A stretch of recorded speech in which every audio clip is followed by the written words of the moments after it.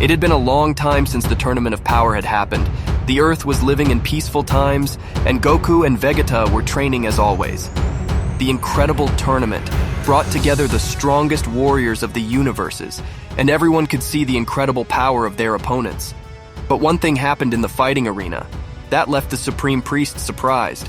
A mortal had been able to use a divine power, Ultra Instinct.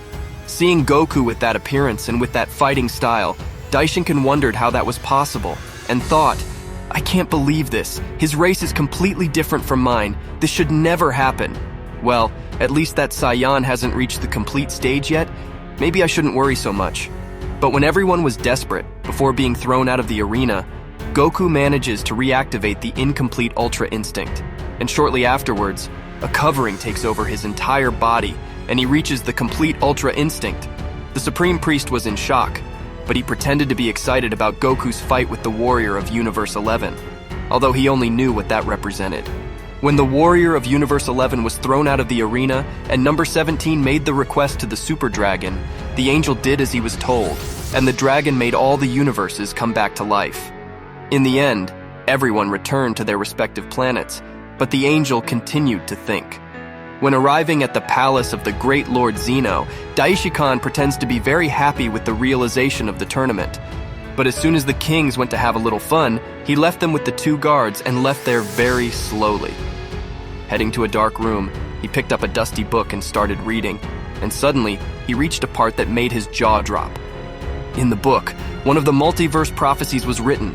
In the past, when not all things existed, two absurdly powerful beings reigned. These beings were Zarama and a character named Infinite. With the creation of the universes, Zarama chose to create the Super Dragon Balls.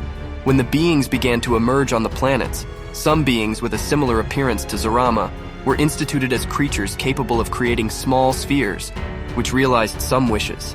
The wishes were granted to good people, deserving warriors. Zarama fell into a deep sleep and was eternally asleep. Infinite helped in the progress of the mortals with a view to their evolution. Infinite was the most powerful being known, but there was someone equal to him, who no one had ever seen.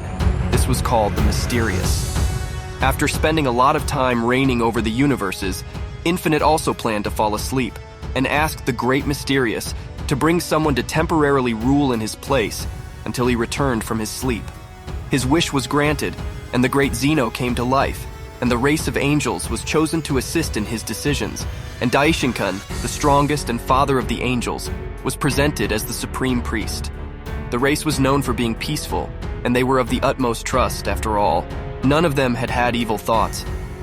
Zeno had the power to erase anyone in the universes, and upon seeing that everything would be in good hands, he fell asleep, and would only be awakened when a mortal who would be worthy of his power, according to the legends, soon a terrible evil would come to take control of the multiverses, and this mortal was the one who would wake up the great Infinite, so that he would fight against this evil and preserve peace in his kingdom. Many years passed, but no one was able to oppose the great Zeno. Everyone was afraid of him, but if there was someone who was not so intimidated by Zeno, it was the Supreme Priest.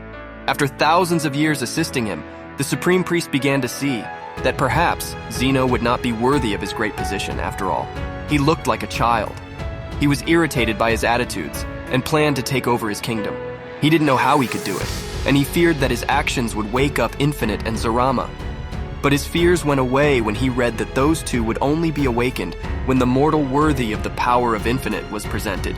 A sign would be that this human would have divine powers, including those of the angels. After reading all the information in the book, the Supreme Priest laughed and said, "So they won't wake up if the mortal doesn't show up? Very well.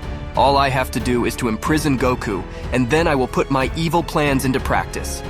Finally, the time has come for me to get rid of that incompetent child. I have been waiting for this for thousands of years. Good, but wait a minute, I won't attack now. I'll wait to see if Goku will master Ultra Instinct. If he does, I would be sure that he is the chosen mortal." Goku returned home victorious with his friends from Universe 7, but he did not know that a terrible thing was about to happen to him.